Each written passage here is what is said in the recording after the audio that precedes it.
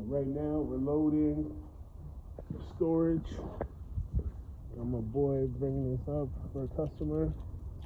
Look at this ugly day, normal day in the V. And then, of course, after we load all these items up, there's going to be garbage left, and we do the junk removal as well. So all this got to get loaded. We already cleaned this out. All this is garbage. So we're going to load it all up, and the rest will be garbage. So it's like labor hauling services, and then junk removal right after.